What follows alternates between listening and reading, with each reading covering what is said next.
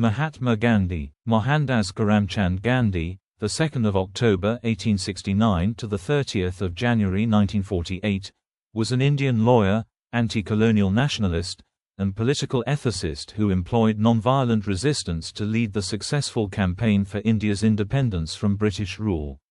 He inspired movements for civil rights and freedom across the world.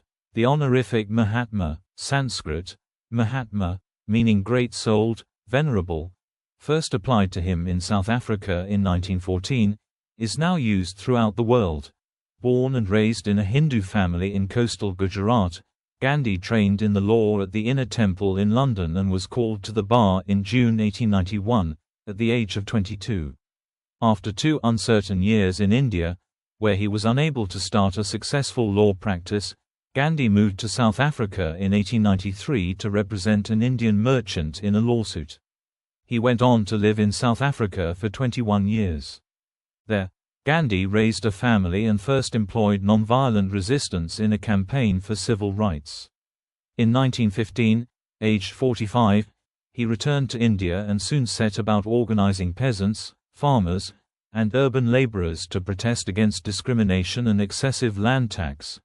Assuming leadership of the Indian National Congress in 1921, Gandhi led nationwide campaigns for easing poverty, expanding women's rights, building religious and ethnic amity, ending untouchability, and, above all, achieving Swaraj or self-rule.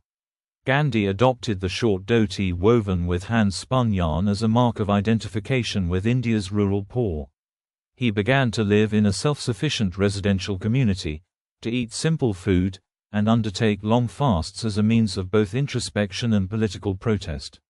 Bringing anti-colonial nationalism to the common Indians, Gandhi led them in challenging the British-imposed salt tax with the 400 kilometers (250 miles) Dandi Salt March in 1930 and in calling for the British to quit India in 1942. He was imprisoned many times and for many years in both South Africa and India. Gandhi's vision of an independent India based on religious pluralism was challenged in the early 1940s by a Muslim nationalism which demanded a separate homeland for Muslims within British India. In August 1947, Britain granted independence, but the British Indian Empire was partitioned into 2 dominions, a Hindu-majority India and a Muslim-majority Pakistan. As many displaced Hindus, Muslims, and Sikhs made their way to their new lands, religious violence broke out, especially in the Punjab and Bengal. Abstaining from the official celebration of independence, Gandhi visited the affected areas, attempting to alleviate distress. In the months following, he undertook several hunger strikes to stop the religious violence. The last of these was begun in Delhi on the 12th of January 1948, when Gandhi was 78. The belief that Gandhi had been too resolute in his defense of both Pakistan and Indian Muslims spread among some Hindus in India. Among these was Nathuram Godse, a militant Hindu nationalist from Pune, Western India, who assassinated Gandhi by firing 3 bullets into his chest at an interfaith prayer meeting in Delhi on the 30th of January 1948. Gandhi's birthday, the 2nd of October, is commemorated in India as Gandhi Jayanti, a national holiday, and worldwide as the International Day of Nonviolence. Gandhi is considered to be the father of the nation in post-colonial India. During India's nationalist movement and in several decades immediately after, he was also commonly called Bapu, an endearment roughly meaning father. Early life and background. Parents. Gandhi's father, Karamchand Uttamchand Gandhi, 1822–1885, served as the Dewan, chief minister, of Porbandar state. His family originated from the then village of Kutiana in what was then Junagadh state.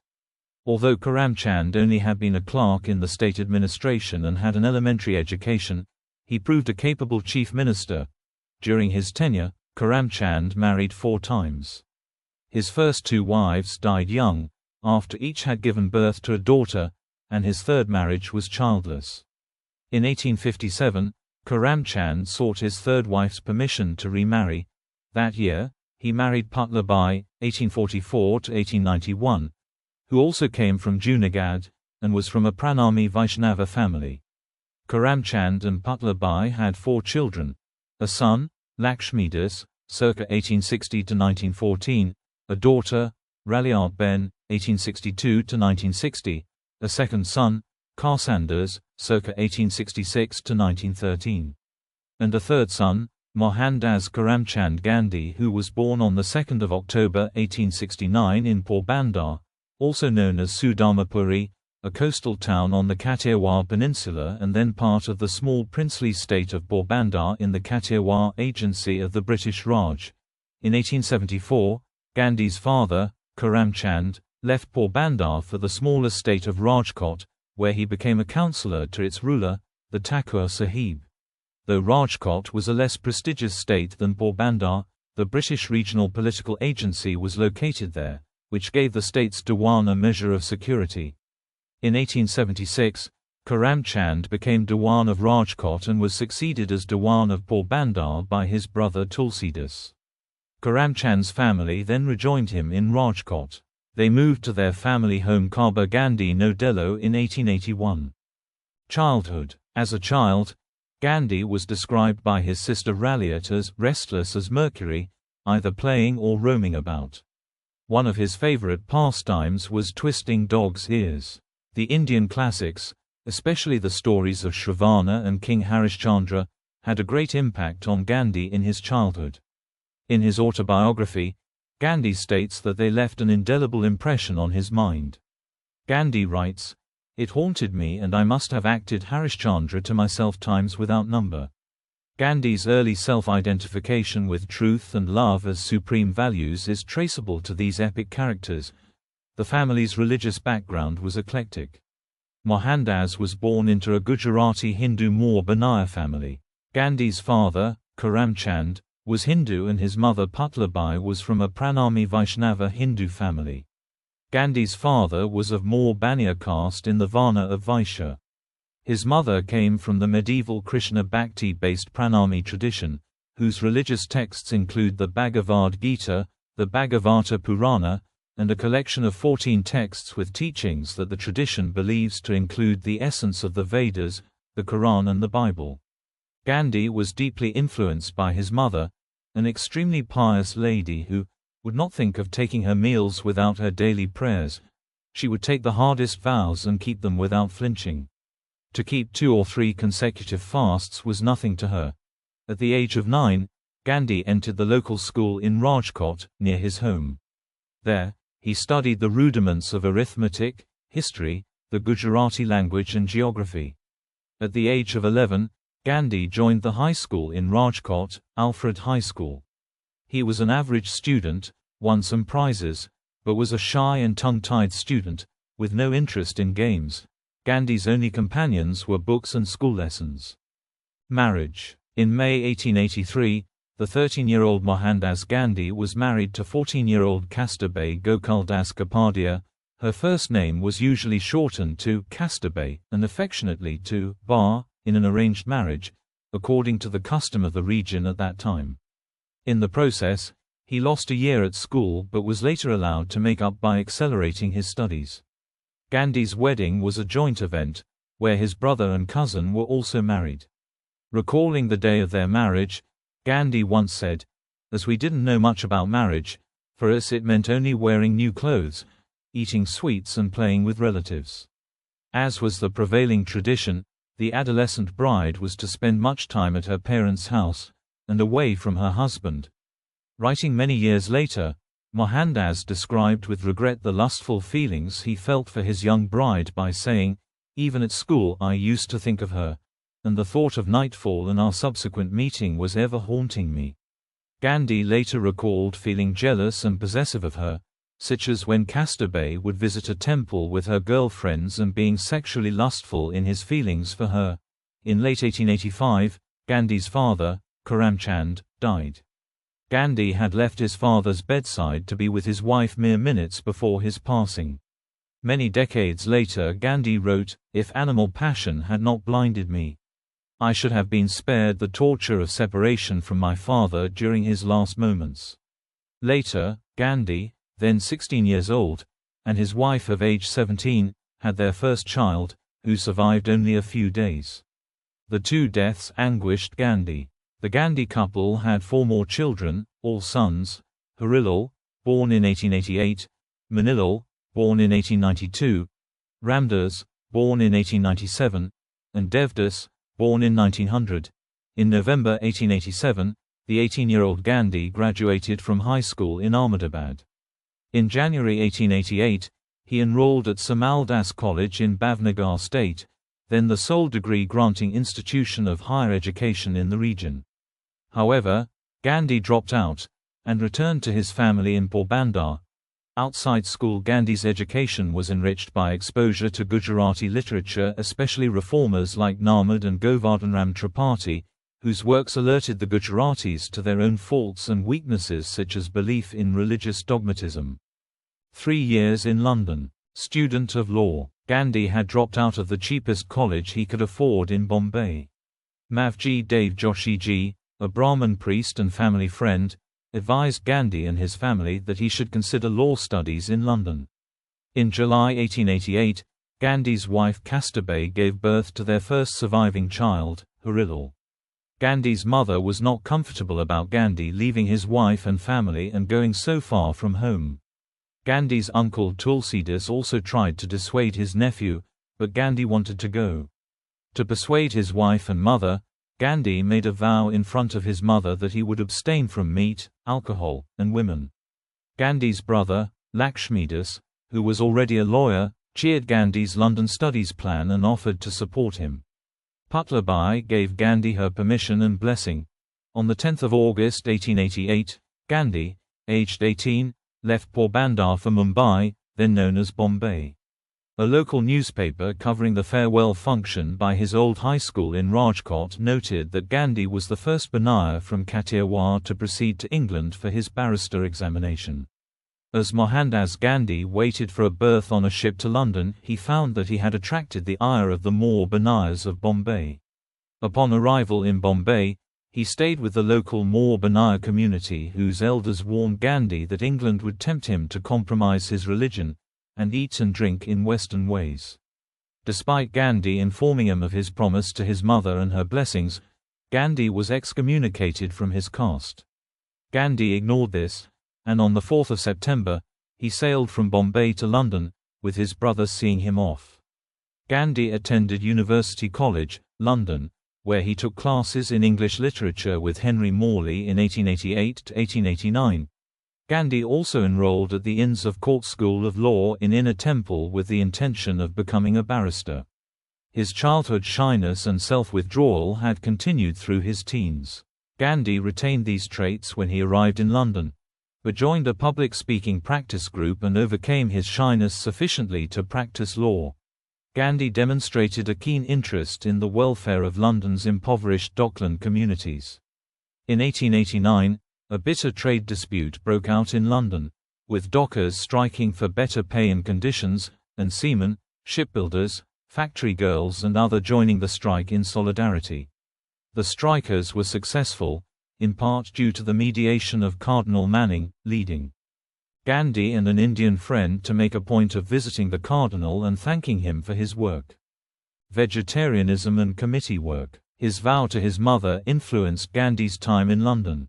Gandhi tried to adopt English customs, including taking dancing lessons. However, he didn't appreciate the bland vegetarian food offered by his landlady and was frequently hungry until he found one of London's few vegetarian restaurants. Influenced by Henry Salt's writing, Gandhi joined the London Vegetarian Society, LVS, and was elected to its executive committee under the aegis of its president and benefactor Arnold Hills. An achievement while on the committee was the establishment of a Bayswater chapter.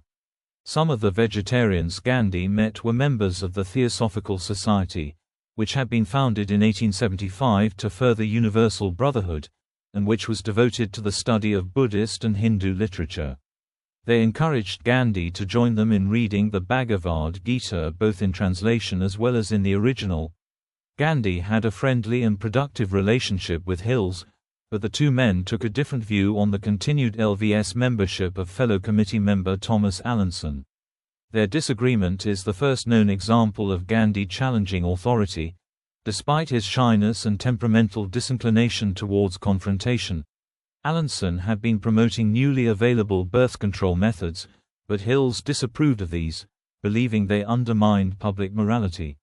He believed vegetarianism to be a moral movement and that Allinson should therefore no longer remain a member of the LVS. Gandhi shared Hills' views on the dangers of birth control, but defended Allinson's right to differ. It would have been hard for Gandhi to challenge Hills. Hills was 12 years his senior and, unlike Gandhi, highly eloquent. Hills bankrolled the LVS and was a captain of industry with his Thames Ironworks Company employing more than 6,000 people in the East End of London. Hills was also a highly accomplished sportsman who later founded the football club West Ham United. In his 1927 An Autobiography, Volume 1, Gandhi wrote, "The question deeply interested me. I had a high regard for Mr. Hills and his generosity. But I thought it was quite improper to exclude a man from a vegetarian society simply because he refused to regard Puritan morals as one of the objects of the society." A motion to remove Allinson was raised, and was debated and voted on by the committee. Gandhi's shyness was an obstacle to his defense of Allinson at the committee meeting. Gandhi wrote his views down on paper, but shyness prevented Gandhi from reading out his arguments, so Hills, the president, asked another committee member to read them out for him. Although some other members of the committee agreed with Gandhi, the vote was lost and Allinson was excluded. There were no hard feelings, with Hills proposing the toast at the LVS farewell dinner in honor of Gandhi's return to India. Called to the bar. Gandhi, at age 22, was called to the bar in June 1891 and then left London for India, where he learned that his mother had died while he was in London and that his family had kept the news from Gandhi.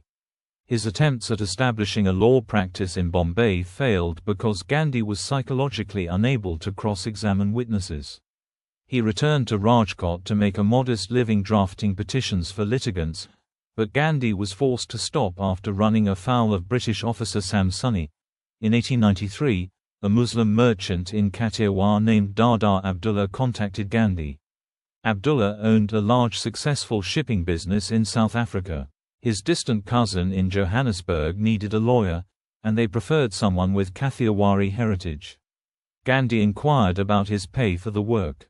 They offered a total salary of £105, $4,143 in 2023 money, plus travel expenses. He accepted it, knowing that it would be at least a one-year commitment in the colony of Natal, South Africa, also a part of the British Empire.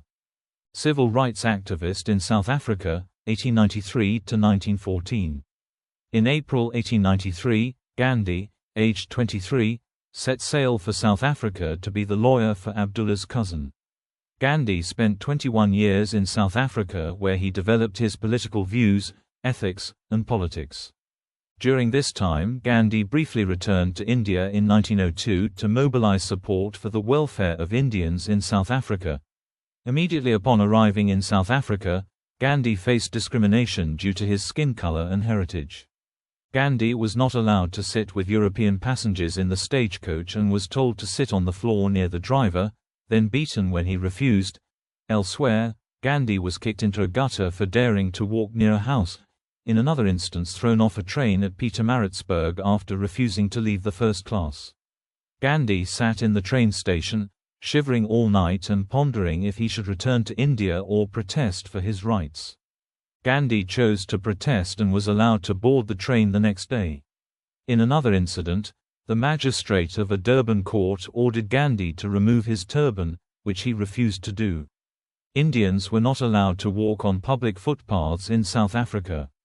Gandhi was kicked by a police officer out of the footpath onto the street without warning. When Gandhi arrived in South Africa, according to Arthur Herman, he thought of himself as a Briton first and an Indian second. However, the prejudice against Gandhi and his fellow Indians from British people that Gandhi experienced and observed deeply bothered him. Gandhi found it humiliating, struggling to understand how some people can feel honor or superiority or pleasure in such inhumane practices. Gandhi began to question his people's standing in the British Empire. The Abdullah case that had brought him to South Africa concluded in May 1894, and the Indian community organized a farewell party for Gandhi as he prepared to return to India. The farewell party was turned into a working committee to plan the resistance to a new natal government discriminatory proposal. This led to Gandhi extending his original period of stay in South Africa. Gandhi planned to assist Indians in opposing a bill to deny them the right to vote, a right then proposed to be an exclusive European right.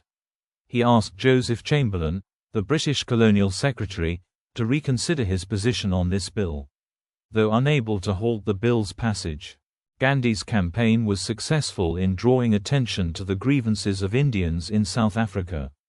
He helped found the Natal Indian Congress in 1894, and through this organization, Gandhi molded the Indian community of South Africa into a unified political force.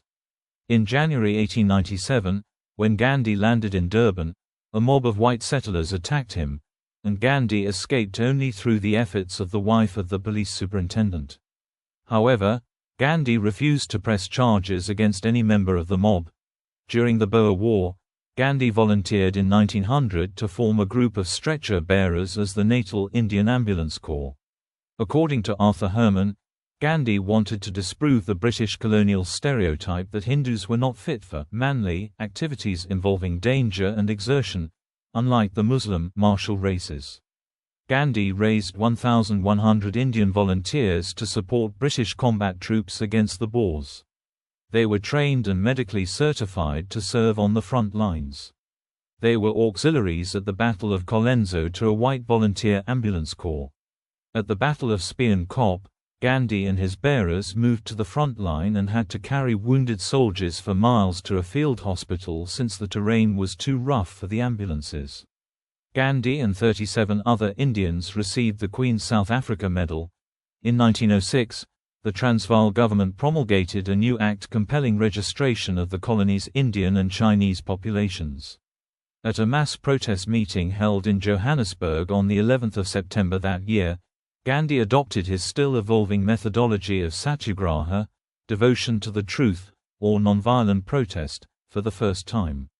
According to Anthony Parel, Gandhi was also influenced by the Tamil moral text Tirukkural after Leo Tolstoy mentioned it in their correspondence that began with, "A letter to a Hindu." Gandhi urged Indians to defy the new law and to suffer the punishments for doing so. His ideas of protests, persuasion skills, and public relations had emerged. Gandhi took these back to India in 1915. Europeans, Indians and Africans. Gandhi focused his attention on Indians and Africans while he was in South Africa. Initially, Gandhi was not interested in politics, but this changed after he was discriminated against and bullied, such as by being thrown out of a train coach due to his skin color by a white train official. After several such incidents with whites in South Africa, Gandhi's thinking and focus changed, and he felt he must resist this and fight for rights. Gandhi entered politics by forming the Natal Indian Congress. According to Ashwin Desai and Ghulam Vard, Gandhi's views on racism are contentious in some cases. He suffered persecution from the beginning in South Africa. Like with other colored people, white officials denied Gandhi his rights, and the press and those in the streets bullied and called Gandhi a parasite, semi-barbarous, canker, squalid coolie, yellow man, and other epithets. People would even spit on him as an expression of racial hate. While in South Africa, Gandhi focused on the racial persecution of Indians before he started to focus on racism against Africans. In some cases, state Desai and Vard, Gandhi's behavior was one of being a willing part of racial stereotyping and African exploitation. During a speech in September 1896, Gandhi complained that the whites in the British colony of South Africa were degrading the Indian to the level of a raw Kaffir. Scholars cite it as an example of evidence that Gandhi at that time thought of Indians and black South Africans differently. As another example given by Herman, Gandhi, at the age of 24, prepared a legal brief for the Natal Assembly in 1895, seeking voting rights for Indians. Gandhi cited race history and European Orientalists' opinions that Anglo-Saxons and Indians are sprung from the same Aryan stock, or rather the Indo-European peoples, and argued that Indians should not be grouped with the Africans. Years later, Gandhi and his colleagues served and helped Africans as nurses and by opposing racism. The Nobel Peace Prize winner Nelson Mandela is among admirers of Gandhi's efforts to fight against racism in Africa. The general image of Gandhi, state Dasai Vard, has been reinvented since his assassination as though Gandhi was always a saint, when in reality, his life was more complex, contained inconvenient truths, and was one that changed over time. Scholars have also pointed the evidence to a rich history of cooperation and efforts by Gandhi and Indian people with non-white South Africans against persecution of Africans and the apartheid. In 1903, Gandhi started the Indian Opinion, a journal that carried news of Indians in South Africa, Indians in India, with articles on all subjects social, moral and intellectual. Each issue was multilingual and carried material in English, Gujarati, Hindi and Tamil. It carried ads, depended heavily on Gandhi's contributions, often printed without a byline, and was an advocate for the Indian cause. In 1906, when the Bambatha Rebellion broke out in the colony of Natal, the then 36-year-old Gandhi, despite sympathizing with the Zulu rebels, encouraged Indian South Africans to form a volunteer stretcher-bearer unit. Writing in the Indian Opinion, Gandhi argued that military service would be beneficial to the Indian community and claimed it would give them health and happiness. Gandhi eventually led a volunteer mixed unit of Indian and African stretcher-bearers to treat wounded combatants during the suppression of the rebellion. The medical unit commanded by Gandhi operated for less than 2 months before being disbanded. After the suppression of the rebellion, the colonial establishment showed no interest in extending to the Indian community the civil rights granted to white South Africans. This led Gandhi to becoming disillusioned with the empire and aroused a spiritual awakening within him. Historian Arthur L. Herman wrote that Gandhi's African experience was a part of his great disillusionment with the West, transforming Gandhi into an uncompromising non-cooperator. By 1910, Gandhi's newspaper, Indian Opinion, was covering reports on discrimination against Africans by the colonial regime. Gandhi remarked that the Africans alone are the original inhabitants of the land.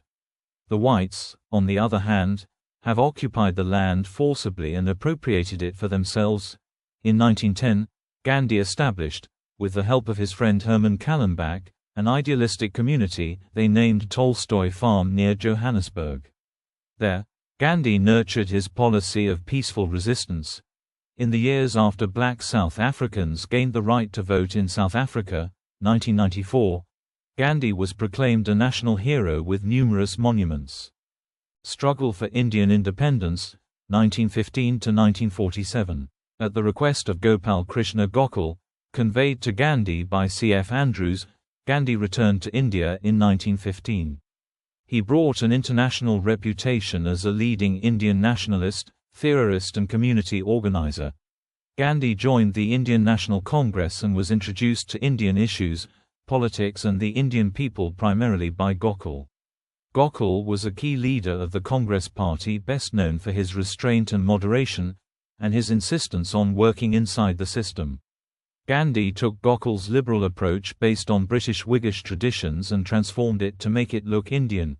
Gandhi took leadership of the Congress in 1920 and began escalating demands until on 26 January 1930 the Indian National Congress declared the independence of India. The British did not recognize the declaration, but negotiations ensued, with the Congress taking a role in provincial government in the late 1930s. Gandhi and the Congress withdrew their support of the Raj when the Viceroy declared war on Germany in September 1939 without consultation. Tensions escalated until Gandhi demanded immediate independence in 1942, and the British responded by imprisoning him and tens of thousands of Congress leaders. Meanwhile, the Muslim League did cooperate with Britain and moved, against Gandhi's strong opposition, to demands for a totally separate Muslim state of Pakistan. In August 1947, the British partitioned the land with India and Pakistan each achieving independence on terms that Gandhi disapproved. Role in World War I. In April 1918, during the latter part of World War I, the viceroy invited Gandhi to a war conference in Delhi. Gandhi agreed to support the war effort. In contrast to the Zulu War of 1906 and the outbreak of World War I in 1914, when he recruited volunteers for the ambulance corps, this time Gandhi attempted to recruit combatants. In a June 1918 leaflet entitled, "Appeal for Enlistment," Gandhi wrote, "To bring about such a state of things we should have the ability to defend ourselves, that is, the ability to bear arms and to use them. If we want to learn the use of arms with the greatest possible dispatch, it is our duty to enlist ourselves in the army." However, Gandhi stipulated in a letter to the Viceroy's private secretary that he, personally, will not kill or injure anybody, friend or foe. Gandhi's support for the war campaign brought into question his consistency on nonviolence. Gandhi's private secretary noted that the question of the consistency between his creed of ahimsa, nonviolence, and his recruiting campaign was raised not only then but has been discussed ever since. According to political and educational scientist Christian Bartolf, Gandhi's support for the war stemmed from his belief that true ahimsa could not exist simultaneously with cowardice. Therefore, Gandhi felt that Indians needed to be willing and capable of using arms before they voluntarily chose non-violence. In July 1918, Gandhi said that he could not persuade even one individual to enlist for the World War. "So far I have not a single recruit to my credit apart," Gandhi wrote. He added, "They object because they fear to die." Champaran agitations. Gandhi's first major achievement came in 1917 with the Champaran agitation in Bihar. The Champaran agitation pitted the local peasantry against largely Anglo-Indian plantation owners who were backed by the local administration. The peasants were forced to grow indigo, Indigofera sp., a cash crop for indigo dye whose demand had been declining over 2 decades, and were forced to sell their crops to the planters at a fixed price. Unhappy with this, the peasantry appealed to Gandhi at his ashram in Ahmedabad. Pursuing a strategy of nonviolent protest, Gandhi took the administration by surprise and won concessions from the authorities. Kheda agitations. In 1918, Kheda was hit by floods and famine, and the peasantry was demanding relief from taxes. Gandhi moved his headquarters to Nadiad, organizing scores of supporters and fresh volunteers from the region, the most notable being Vallabhbhai Patel. Using non-cooperation as a technique, Gandhi initiated a signature campaign where peasants pledged non-payment of revenue even under the threat of confiscation of land. A social boycott of mamlatdars and talukdars, revenue officials within the district, accompanied the agitation. Gandhi worked hard to win public support for the agitation across the country. For 5 months, the administration refused, but by the end of May 1918, the government gave way on important provisions and relaxed the conditions of payment of revenue tax until the famine ended. In Kheda, Vallabhbhai Patel represented the farmers in negotiations with the British, who suspended revenue collection and released all the prisoners. Khilafat movement. In 1919, following World War I, Gandhi, aged 49, sought political cooperation from Muslims in his fight against British imperialism by supporting the Ottoman Empire that had been defeated in the World War. Before this initiative of Gandhi, communal disputes and religious riots between Hindus and Muslims were common in British India, such as the riots of 1917–18. Gandhi had already vocally supported the British Crown in the First World War. This decision of Gandhi was in part motivated by the British promise to reciprocate the help with Swaraj, self-government, to Indians after the end of World War I. The British government had offered, instead of self-government, minor reforms instead, disappointing Gandhi. He announced his Satyagraha, civil disobedience, intentions.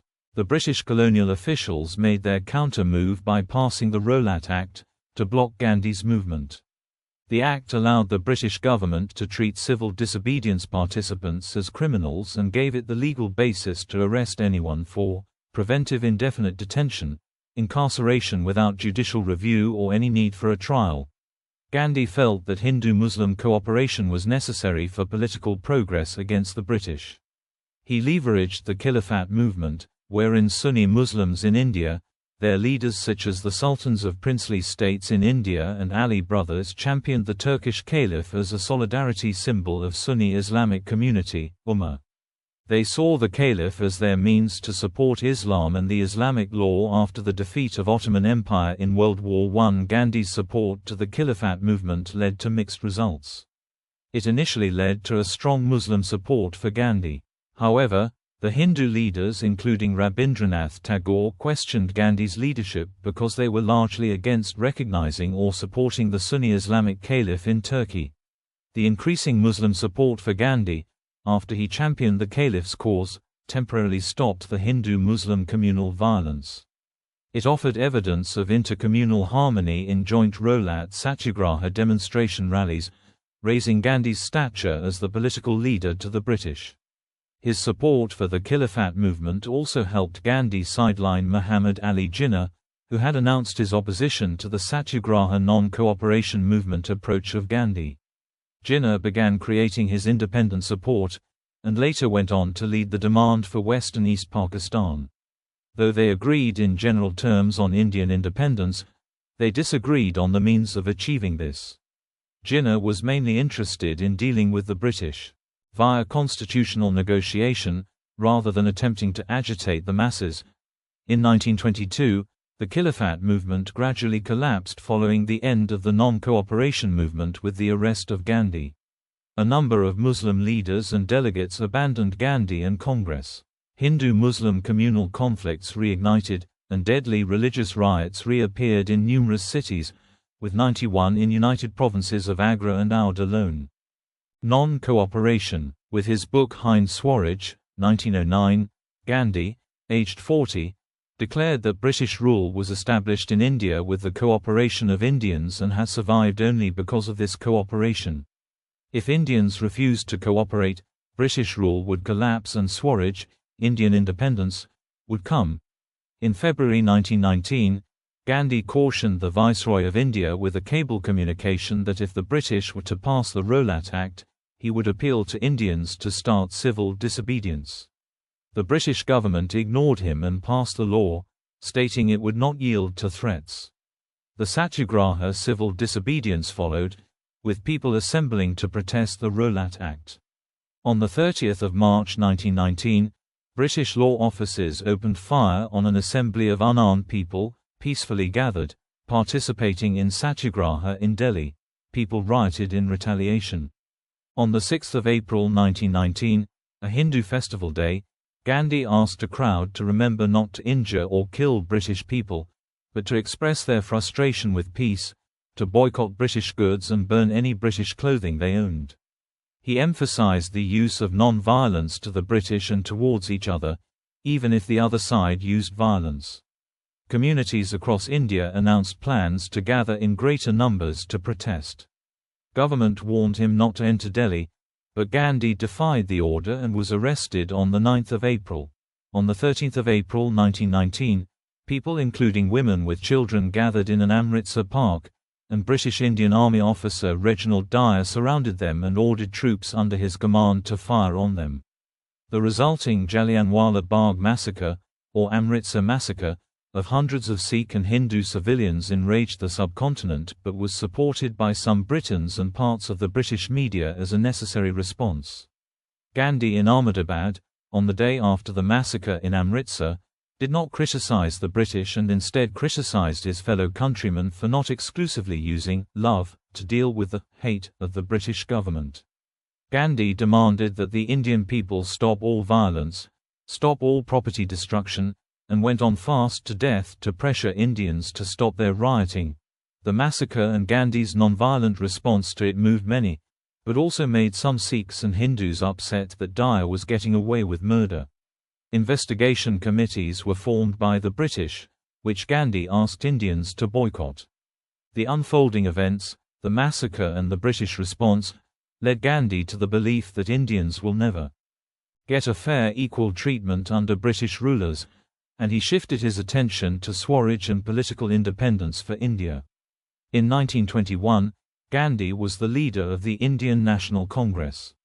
He reorganized the Congress. With Congress now behind Gandhi, and Muslim support triggered by his backing the Khilafat movement to restore the Caliph in Turkey, Gandhi had the political support and the attention of the British Raj.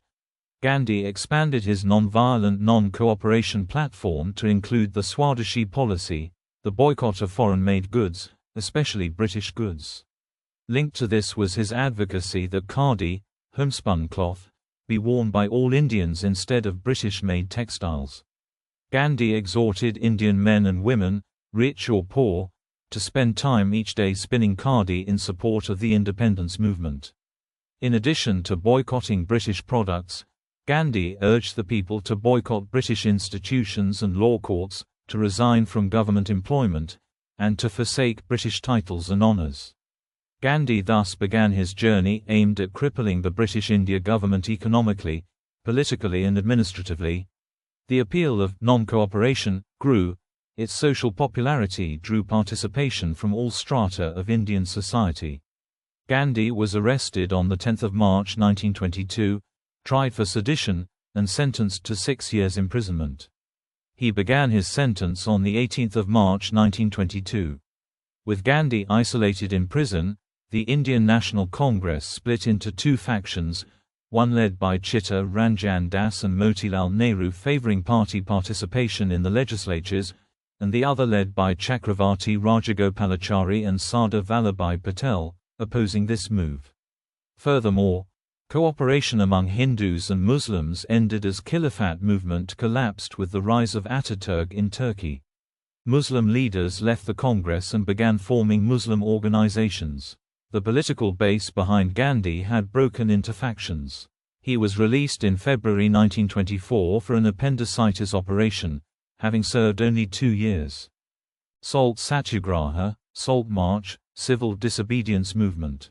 After his early release from prison for political crimes in 1924, Gandhi continued to pursue Swaraj over the second half of the 1920s. He pushed through a resolution at the Calcutta Congress in December 1928 calling on the British government to grant India Dominion status or face a new campaign of non-cooperation with complete independence for the country as its goal. After Gandhi's support for World War I with Indian combat troops, and the failure of Khilafat movement in preserving the rule of Caliph in Turkey, followed by a collapse in Muslim support for his leadership, some such as Subhas Chandra Bose and Bhagat Singh questioned his values and nonviolent approach. While many Hindu leaders championed a demand for immediate independence, Gandhi revised his own call to a 1-year wait, instead of 2. The British did not respond favourably to Gandhi's proposal. British political leaders such as Lord Birkenhead and Winston Churchill announced opposition to the appeasers of Gandhi in their discussions with European diplomats who sympathised with Indian demands. On 31 December 1929, an Indian flag was unfurled in Lahore. Gandhi led Congress in a celebration on 26 January 1930 of India's Independence Day in Lahore. This day was commemorated by almost every other Indian organisation. Gandhi then launched a new Satyagraha against the British salt tax in March 1930. He sent an ultimatum in the form of a letter personally addressed to Lord Irwin, the Viceroy of India, on 2 March. Gandhi condemned British rule in the letter, describing it as a curse that has impoverished the dumb millions by a system of progressive exploitation and by a ruinously expensive military and civil administration. It has reduced us politically to serfdom. Gandhi also mentioned in the letter that the Viceroy received a salary over 5,000 times India's average income. In the letter, Gandhi also stressed his continued adherence to non-violent forms of protest. This was highlighted by the Salt March to Dandi from 12 March to 6 April, where, together with 78 volunteers, Gandhi marched 388 kilometers, 241 miles, from Ahmedabad to Dandi, Gujarat to make salt himself, with the declared intention of breaking the salt laws. The march took 25 days to cover 240 miles with Gandhi speaking to often huge crowds along the way. Thousands of Indians joined him in Dandi. According to Sama, Gandhi recruited women to participate in the salt tax campaigns and the boycott of foreign products, which gave many women a new self-confidence and dignity in the mainstream of Indian public life. However, other scholars such as Marilyn French state that Gandhi barred women from joining his civil disobedience movement because Gandhi feared he would be accused of using women as a political shield. When women insisted on joining the movement and participating in public demonstrations, Gandhi asked the volunteers to get permissions of their guardians, and only those women who can arrange childcare should join him. Regardless of Gandhi's apprehensions and views, Indian women joined the Salt March by the thousands to defy the British salt taxes and monopoly on salt mining. On the 5th of May, Gandhi was interned under a regulation dating from 1827 in anticipation of a protest that he had planned. The protest at Dharasana Salt Works on the 21st of May went ahead without Gandhi. A horrified American journalist, Webb Miller, described the British response thus: "In complete silence the Gandhi men drew up and halted 100 yards from the stockade. A picked column advanced from the crowd, waded the ditches and approached the barbed wire stockade. At a word of command, scores of native policemen rushed upon the advancing marchers and rained blows on their heads with their steel-shot lathes. Not one of the marchers even raised an arm to fend off blows. They went down like ninepins. From where I stood I heard the sickening whack of the clubs on unprotected skulls.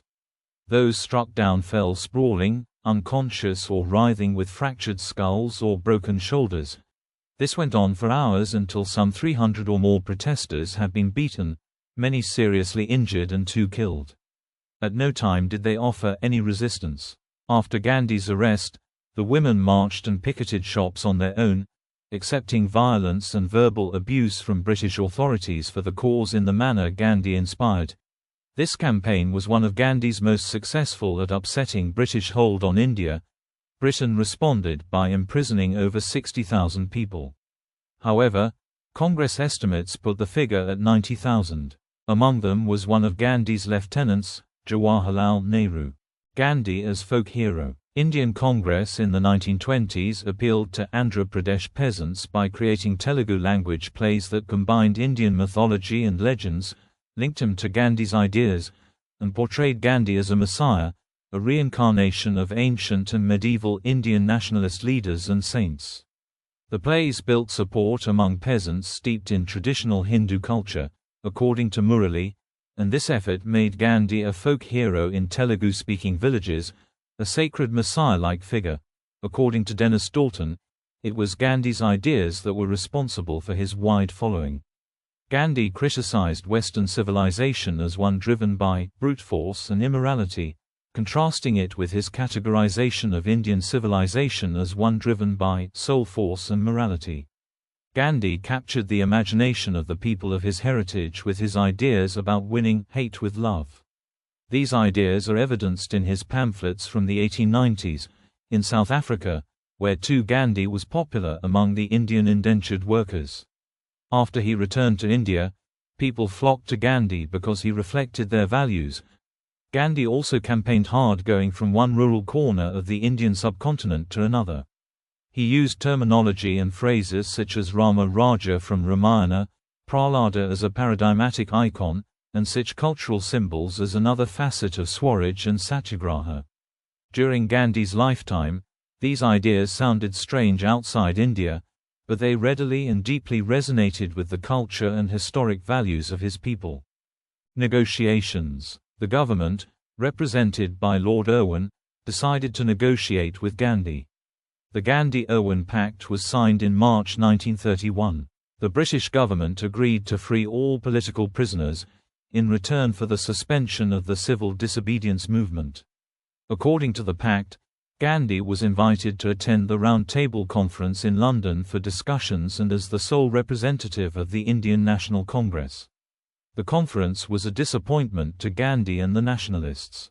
Gandhi expected to discuss India's independence, while the British side focused on the Indian princes and Indian minorities rather than on a transfer of power. Lord Irwin's successor, Lord Willingdon, took a hard line against India as an independent nation, began a new campaign of controlling and subduing the nationalist movement. Gandhi was again arrested, and the government tried and failed to negate his influence by completely isolating him from his followers. In Britain, Winston Churchill, a prominent conservative politician who was then out of office but later became its prime minister, became a vigorous and articulate critic of Gandhi and opponent of his long-term plans.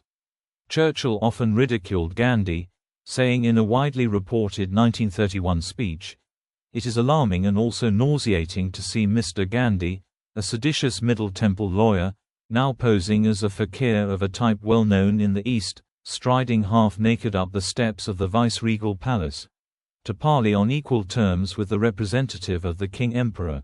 Churchill's bitterness against Gandhi grew in the 1930s. He called Gandhi as the one who was seditious in aim, whose evil genius and multiform menace was attacking the British Empire. Churchill called him a dictator, a Hindu Mussolini, fomenting a race war, trying to replace the Raj with Brahmin cronies, playing on the ignorance of Indian masses, all for selfish gain. Churchill attempted to isolate Gandhi, and his criticism of Gandhi was widely covered by European and American press. It gained Churchill's sympathetic support, but it also increased support for Gandhi among Europeans.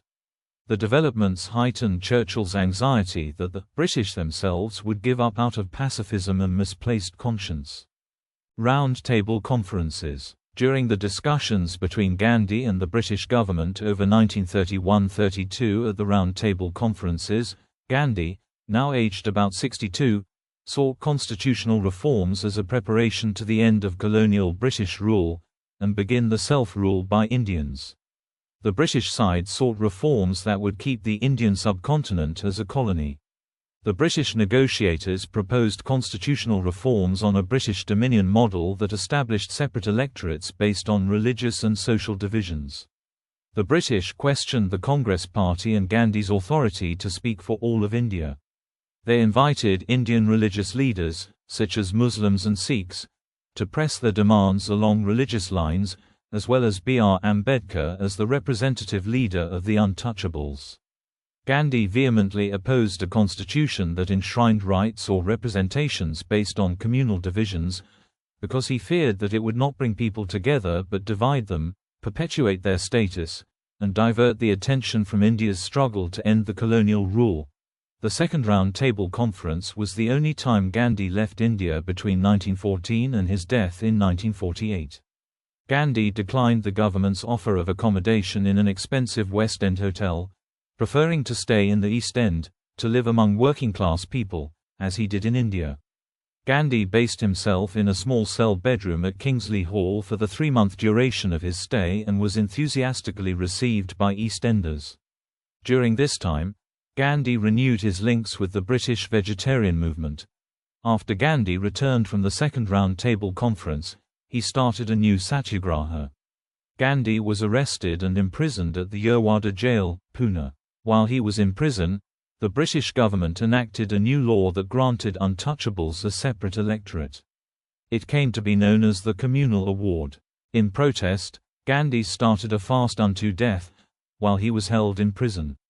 The resulting public outcry forced the government, in consultations with Ambedkar, to replace the Communal Award with a compromise Pune Pact. Congress politics. In 1934, Gandhi resigned from Congress party membership. He did not disagree with the party's position, but felt that if he resigned, Gandhi's popularity with Indians would cease to stifle the party's membership, which actually varied, including communists, socialists, trade unionists, students, religious conservatives, and those with pro-business convictions, and that these various voices would get a chance to make themselves heard. Gandhi also wanted to avoid being a target for Raj propaganda by leading a party that had temporarily accepted political accommodation with the Raj.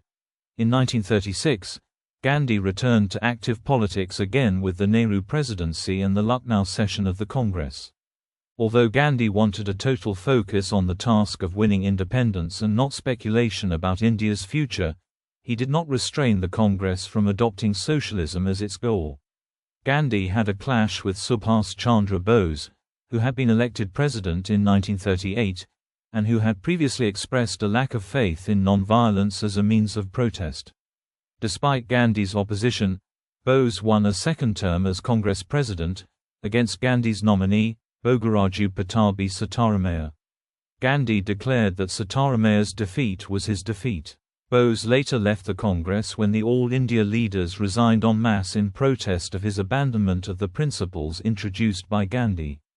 World War II and Quit India movement. Gandhi opposed providing any help to the British war effort, and he campaigned against any Indian participation in World War II. The British government responded with the arrests of Gandhi and many other Congress leaders and killed over 1,000 Indians who participated in this movement. A number of violent attacks were also carried out by the nationalists against the British government.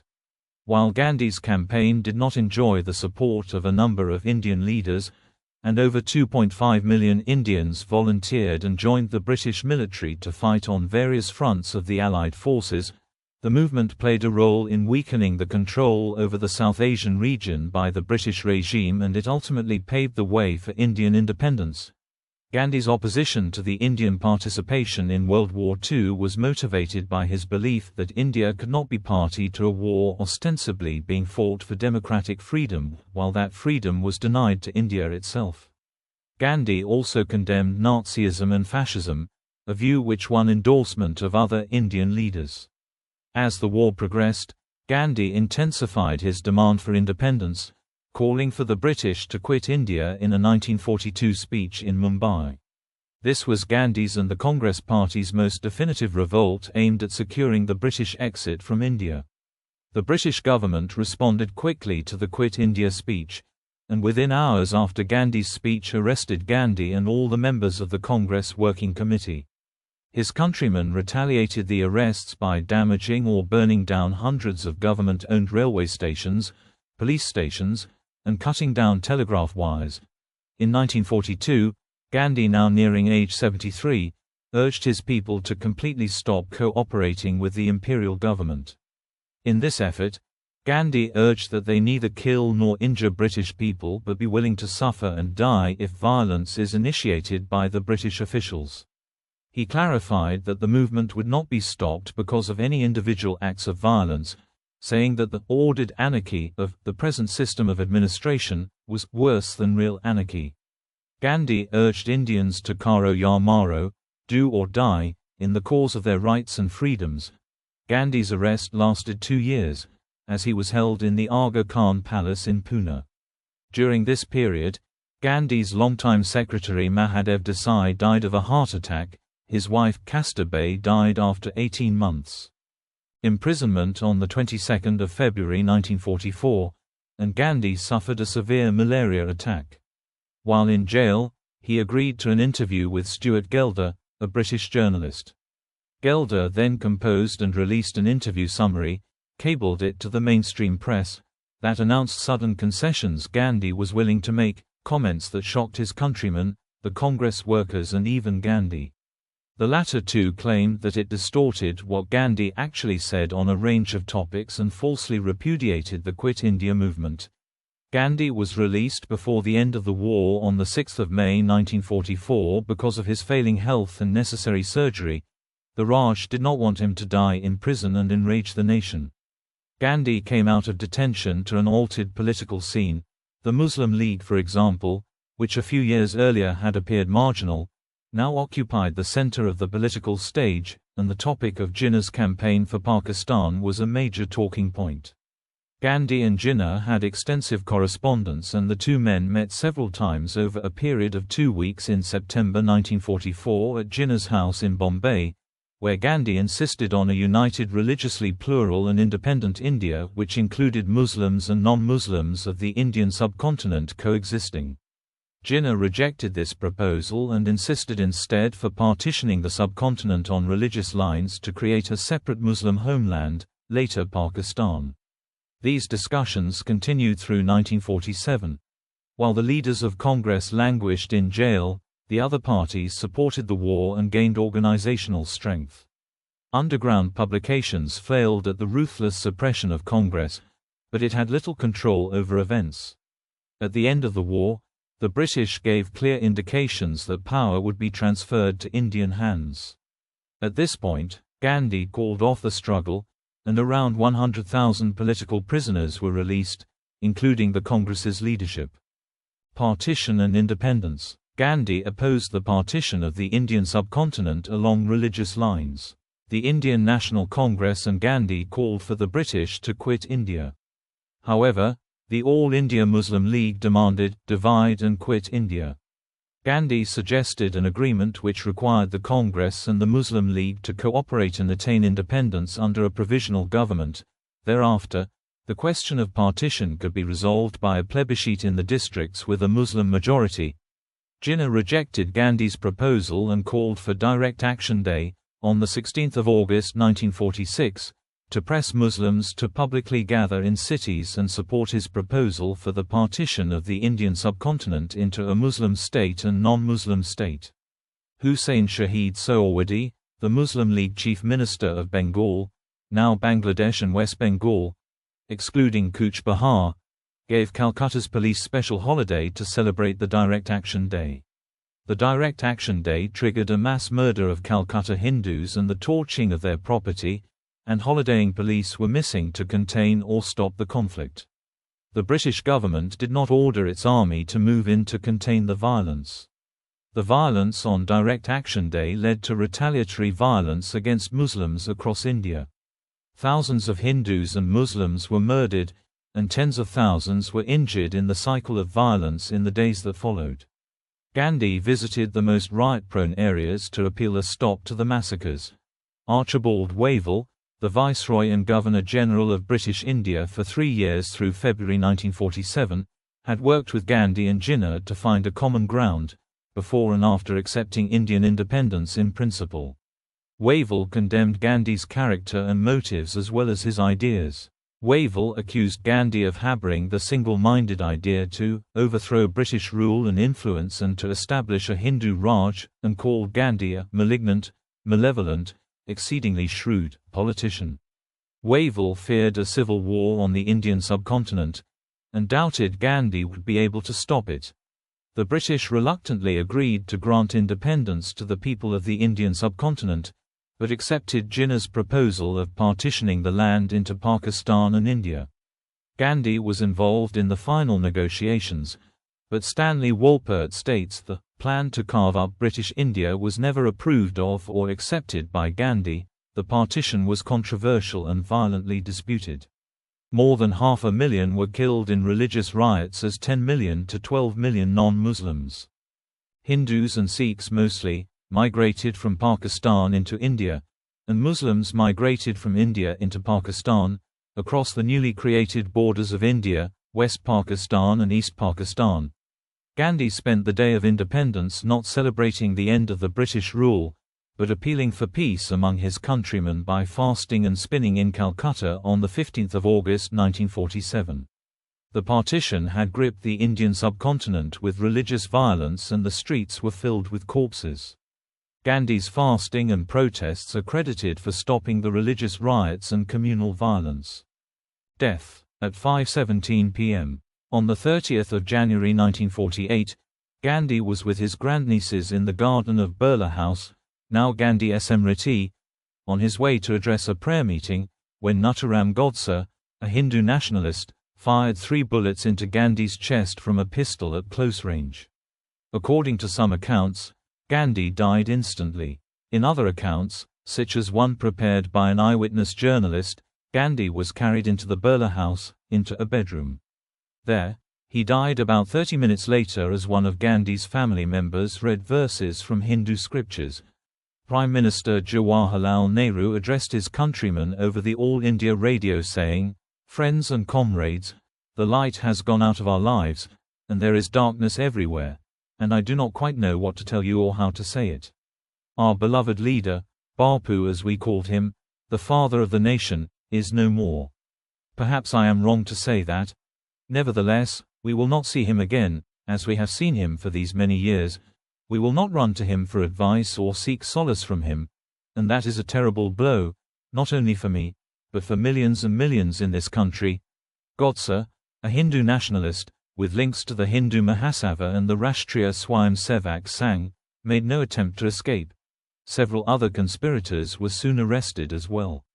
The accused were Nathuram Vinayak Godse, Narayan Apte, Vinayak Damodar Savarkar, Shankar Kisteya, Dattatreya Parshur, Vishnu Karkare, Madanlal Parwa, and Gopal Godse. The trial began on 27 May 1948 and ran for 8 months before Justice Atma Charan passed his final order on 10 February 1949. The prosecution called 149 witnesses, the defense none.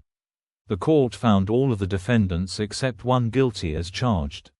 8 men were convicted for the murder conspiracy, and others were convicted for violation of the Explosive Substances Act. Savarkar was acquitted and set free. Nathuram Godse and Narayan Apte were sentenced to death by hanging, while the remaining 6, including Godse's brother, Gopal, were sentenced to life imprisonment. Funeral and memorials. Gandhi's death was mourned nationwide.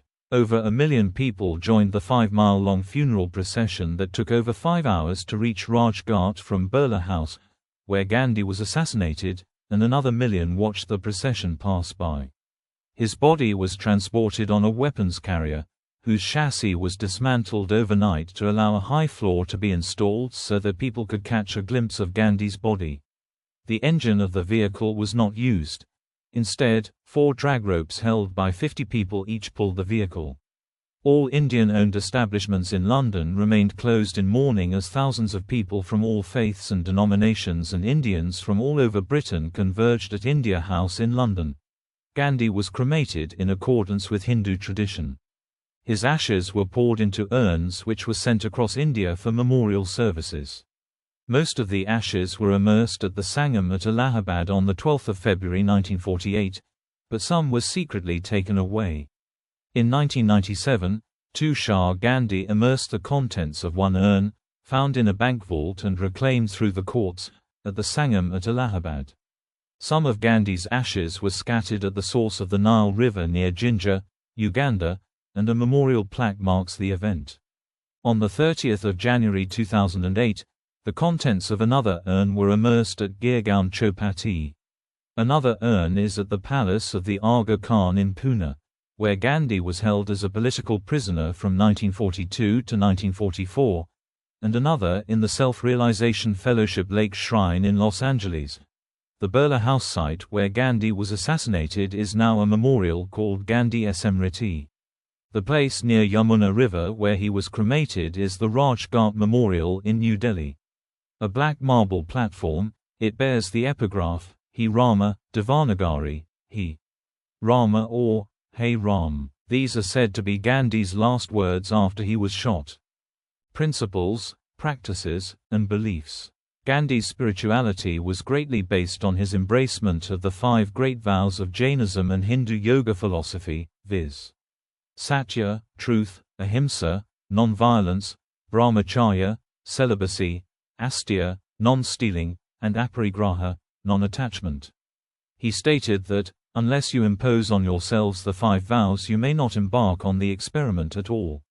Gandhi's statements, letters and life have attracted much political and scholarly analysis of his principles, practices and beliefs, including what influenced him. Some writers present Gandhi as a paragon of ethical living and pacifism, while others present him as a more complex, contradictory and evolving character influenced by his culture and circumstances. Truth and Satyagraha. Gandhi dedicated his life to discovering and pursuing truth, or Satya, and called his movement Satyagraha, which means appeal to, insistence on, or reliance on the truth. The first formulation of the Satyagraha as a political movement and principle occurred in 1920, which Gandhi tabled as Resolution on Non-Cooperation in September that year before a session of the Indian Congress.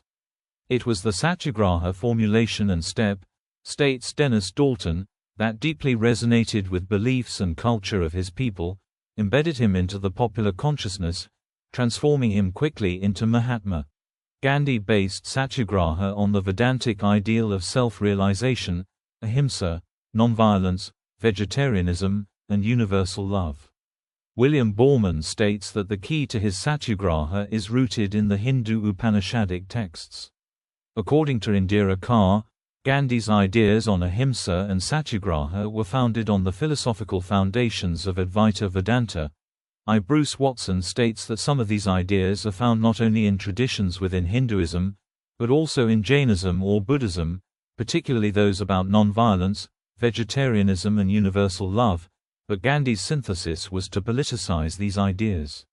His concept of Satya as a civil movement, states Glyn Richards, are best understood in the context of the Hindu terminology of Dharma and RTA. Gandhi stated that the most important battle to fight was overcoming his own demons, fears, and insecurities. Gandhi summarized his beliefs first when he said, "God is truth."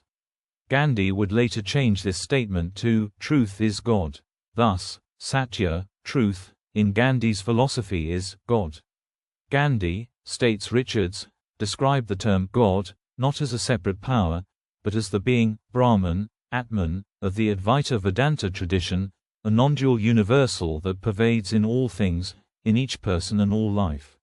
According to Nicholas G. Wire, this to Gandhi meant the unity of God and humans, that all beings have the same one soul and therefore equality, that Atman exists and is same as everything in the universe. Ahimsa, non-violence, is the very nature of this Atman.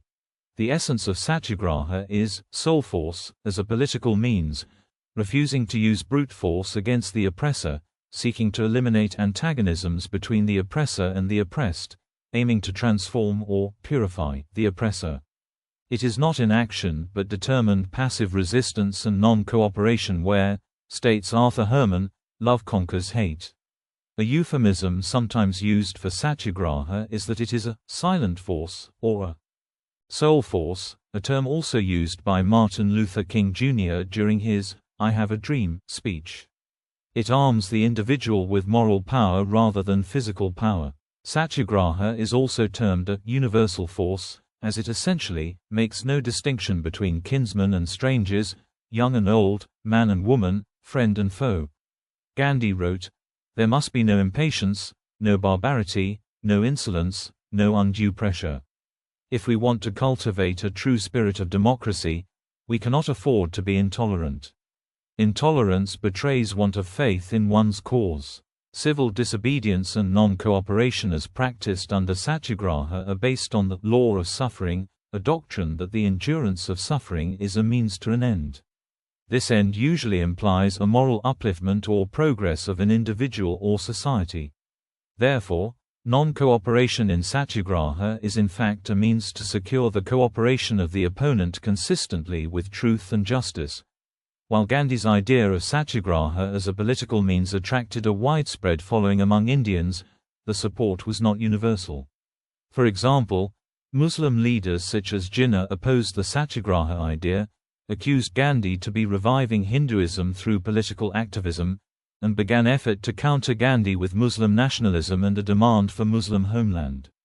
The untouchability leader Ambedkar, in June 1945, after his decision to convert to Buddhism and the first law and justice minister of modern India, dismissed Gandhi's ideas as loved by blind Hindu devotees, primitive, influenced by spurious brew of Tolstoy and Ruskin, and there is always some simpleton to preach them. Winston Churchill caricatured Gandhi as a cunning huckster, seeking selfish gain, an aspiring dictator, and an atavistic spokesman of a pagan Hinduism. Churchill stated that the civil disobedience movement spectacle of Gandhi only increased the danger to which white people there are exposed. Nonviolence. Although Gandhi was not the originator of the principle of nonviolence, he was the first to apply it in the political field on a large scale. The concept of nonviolence, ahimsa, has a long history in Indian religious thought, and is considered the highest dharma, ethical value, virtue, a precept to be observed towards all living beings, sarvbhuta, at all times, sarvada, in all respects, sarvatha, in action, words and thought. Gandhi explains his philosophy and ideas about ahimsa as a political means in his autobiography The Story of My Experiments with Truth. Although Gandhi considered non-violence to be infinitely superior to violence, he preferred violence to cowardice. Gandhi added that he would rather have India resort to arms in order to defend her honor than that she should in a cowardly manner become or remain a helpless witness to her own dishonor. Literary works. Gandhi was a prolific writer. His signature style was simple, precise, clear and as devoid of artificialities. One of Gandhi's earliest publications, Hind Swaraj, published in Gujarati in 1909, became the intellectual blueprint for India's independence movement. The book was translated into English the next year, with a copyright legend that read, "No rights reserved."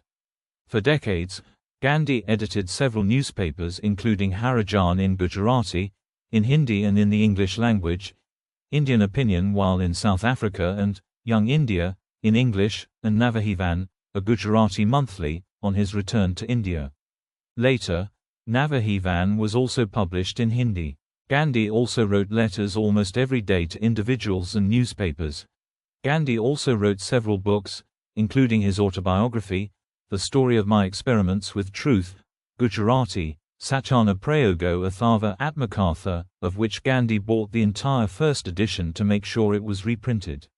His other autobiographies included Satyagraha in South Africa about his struggle there, Hind Swaraj or Indian Home Rule, a political pamphlet, and a paraphrase in Gujarati of John Ruskin's Unto This Last, which was an early critique of political economy. This last essay can be considered his program on economics. Gandhi also wrote extensively on vegetarianism, diet and health, religion, social reforms, etc. Gandhi usually wrote in Gujarati, though he also revised the Hindi and English translations of his books. In 1934, Gandhi wrote songs from prison while prisoned in Yerwada jail in Maharashtra.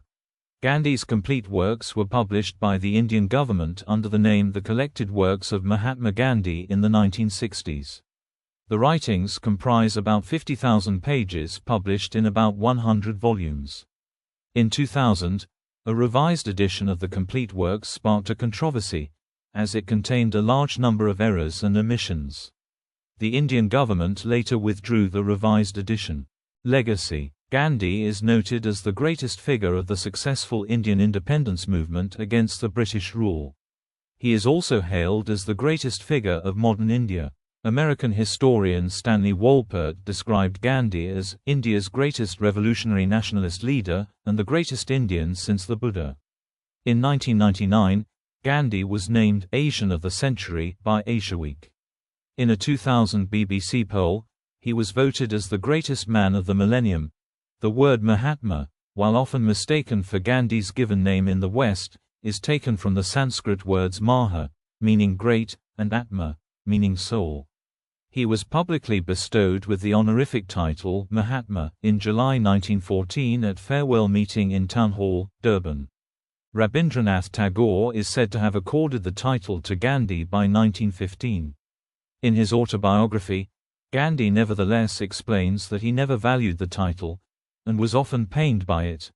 Innumerable streets, roads, and localities in India are named after Gandhi.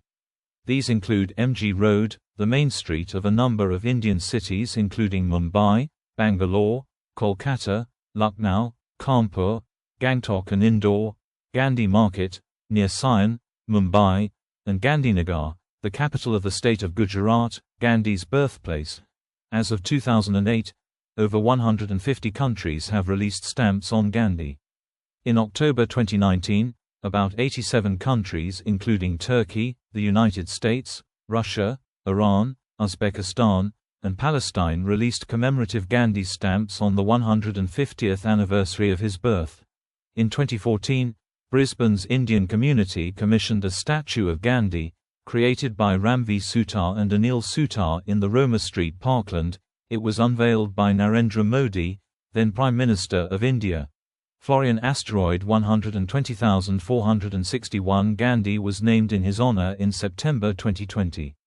In October 2022, a statue of Gandhi was installed in Astana on the embankment of the Rowing Canal, opposite the cult monument to the defenders of Kazakhstan. On 15 December 2022, the United Nations headquarters in New York unveiled the statue of Gandhi.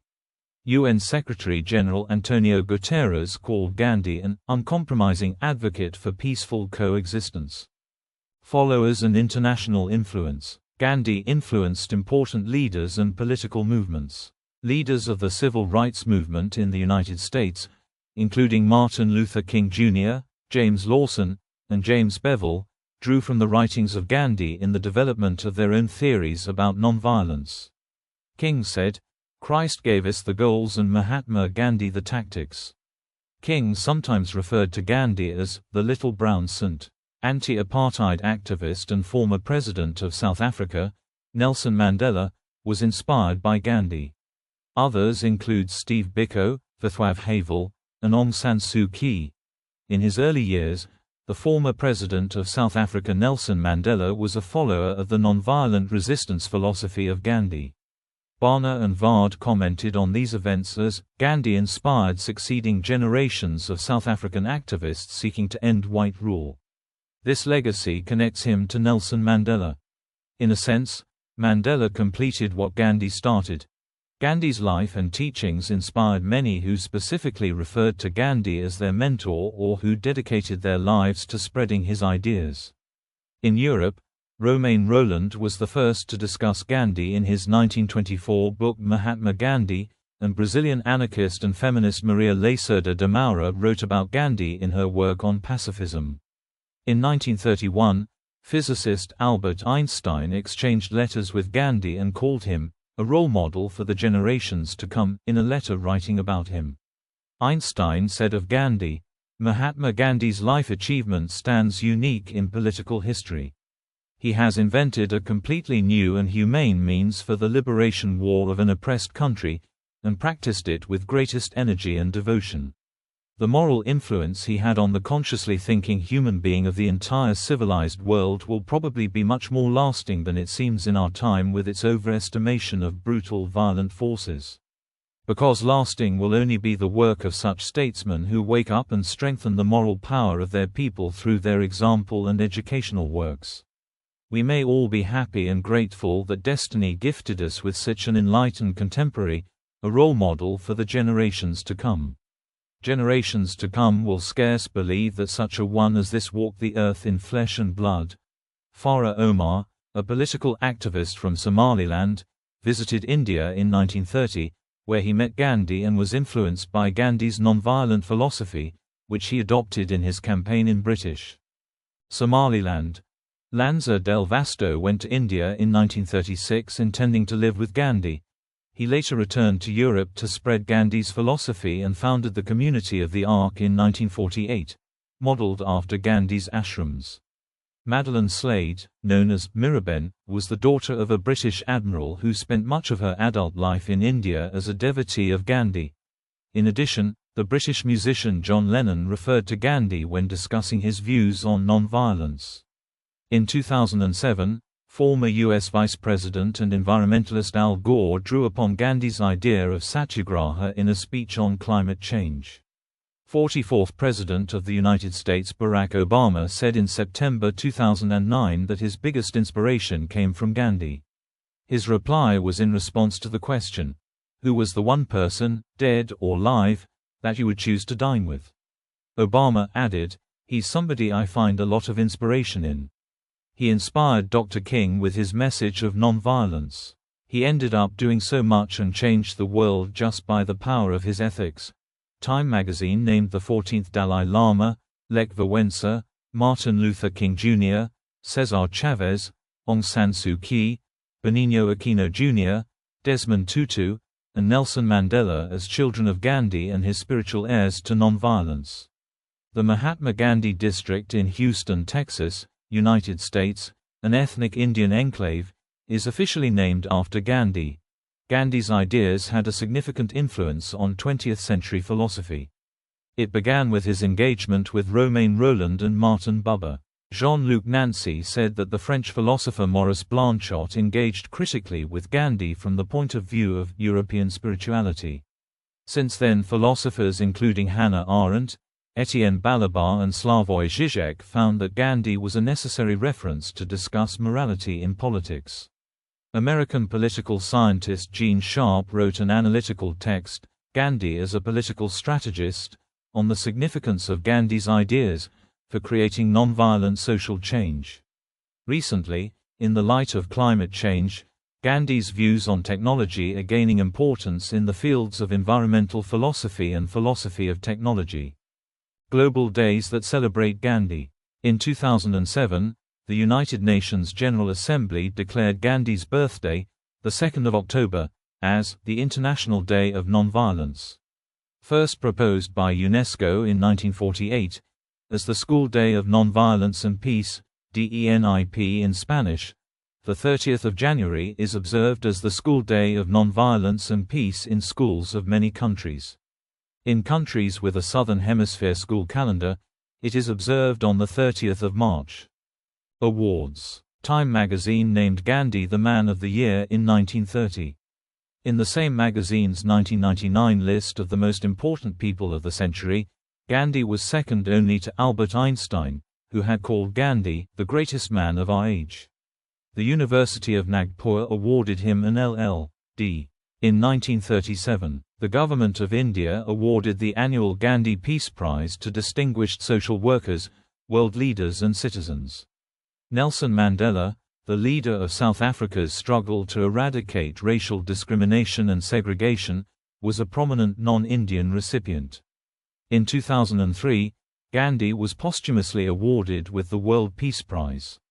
2 years later, he was posthumously awarded with the Order of the Companions of O.R. Tambo.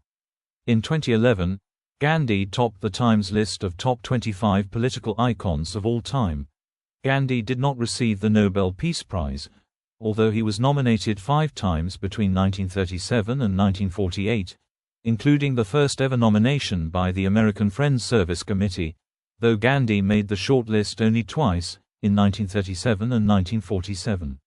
Decades later, the Nobel Committee publicly declared its regret for the omission and admitted to deeply divided nationalistic opinion denying the award.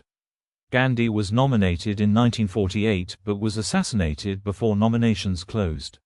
That year, the committee chose not to award the Peace Prize, stating that there was no suitable living candidate, and later research shows that the possibility of awarding the prize posthumously to Gandhi was discussed and that the reference to no suitable living candidate was to Gandhi.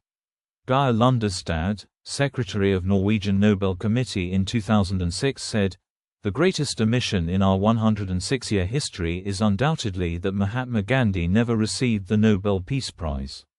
Gandhi could do without the Nobel Peace Prize.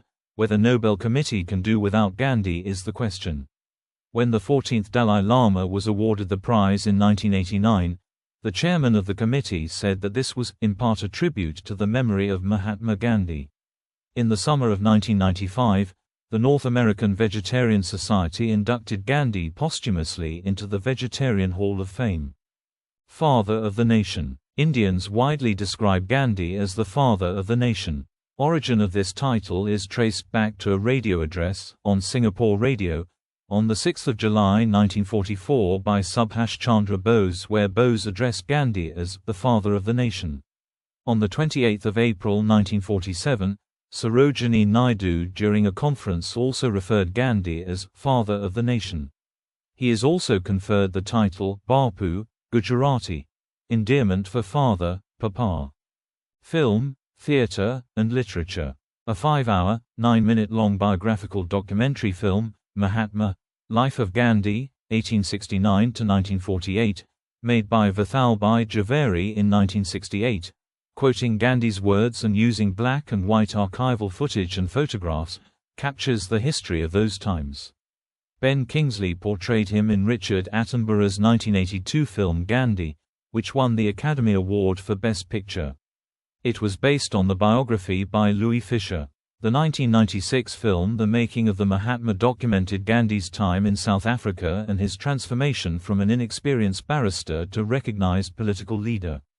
Gandhi was a central figure in the 2006 comedy film Laga Raho Munabai. Janu Barua's main Gandhi Ko Nahan Mara, I Did Not Kill Gandhi, places contemporary society as a backdrop with its vanishing memory of Gandhi's values as a metaphor for the senile forgetfulness of the protagonist of his 2005 film, writes Vinay Lal. In the tale Le Jour du Jugement Dernier, in the collection Les Mémoires de Satan et autres contes loufoques, by Pierre Corman, God tries to judge Gandhi at the Last Judgment but realizes that the character is more complex than he appears. In 1967, Gandhi was set to be featured on the album cover of one of the best-selling albums of the Beatles, Sgt. Pepper's Lonely Hearts Club Band. However, this idea was later cancelled due to respect for Gandhi. The 1979 opera Satyagraha by American composer Philip Glass is loosely based on Gandhi's life. The opera's libretto, taken from the Bhagavad Gita, is sung in the original Sanskrit. The 1995 Marathi play Gandhi Virud Gandhi explored the relationship between Gandhi and his son Harilal. The 2007 film, Gandhi, My Father, was inspired on the same theme. The 1989 Marathi play Me Naturam Godse Boltoy and the 1997 Hindi play Gandhi Ambedkar criticized Gandhi and his principles. Several biographers have undertaken the task of describing Gandhi's life. Among them are D.G. Tendulkar with his Mahatma. Life of Mohandas Karamchand Gandhi in 8 volumes, Chaman Nahal's Gandhi Quartet, and Pyarelal and Sushila Nair with their Mahatma Gandhi in 10 volumes. The 2010 biography, Great Soul, Mahatma Gandhi and His Struggle with India by Joseph Lelyveld contained controversial material speculating about Gandhi's sexual life. Lelyveld, however, stated that the press coverage grossly distort the overall message of the book. The 2014 film Welcome Back Gandhi takes a fictionalized look at how Gandhi might react to modern-day India. The 2019 play Bharat Bhagya Vidata, inspired by Pooja Gurudev Sri Rakshbai and produced by Sangeet Natak Academy and Srimad Rajchandra Mission Dharampur, takes a look at how Gandhi cultivated the values of truth and non-violence. Mahatma Gandhi is used by Cole Porter in his lyrics for the song You're the Top, which is included in the 1934 musical Anything Goes. In the song, Porter rhymes Mahatma Gandhi with Napoleon Brandy. Gandhi is mentioned in the Chris Christopherson song They Killed Him. Current impact within India. India, with its rapid economic modernization and urbanization, has rejected Gandhi's economics but accepted much of his politics and continues to revere his memory. Reporter Jim Yardley notes that modern India is hardly a Gandhian nation, if it ever was one. His vision of a village-dominated economy was shunted aside during his lifetime as rural romanticism, and his call for a national ethos of personal austerity and nonviolence has proved antithetical to the goals of an aspiring economic and military power. By contrast, Gandhi is given full credit for India's political identity as a tolerant, secular democracy. Gandhi's birthday, the 2nd of October, is a national holiday in India, Gandhi Jayanti. His image also appears on paper currency of all denominations issued by Reserve Bank of India, except for the 1 rupee note. Gandhi's date of death, the 30th of January, is commemorated as a Martyrs' Day in India. There are 3 temples in India dedicated to Gandhi. One is located at Sambalpur in Odisha, the second at Nidagata village near Kadur in Chikmagalur district of Karnataka, and the third at Chityal in the district of Nalgonda, Telangana. The Gandhi Memorial in Kanyakumari resembles central Indian Hindu temples, and the Tamukam or Summer Palace in Madurai now houses the Mahatma Gandhi Museum. Descendants. Gandhi's children and grandchildren live in India and other countries. Grandson Rajmohan Gandhi is a professor in Illinois and an author of Gandhi's biography titled Mohandas, while another, Taran Gandhi, has authored several authoritative books on his grandfather. Another grandson, Kanu Ramdas Gandhi, the son of Gandhi's third son Ramdas, was found living at an old age home in Delhi despite having taught earlier in the United States.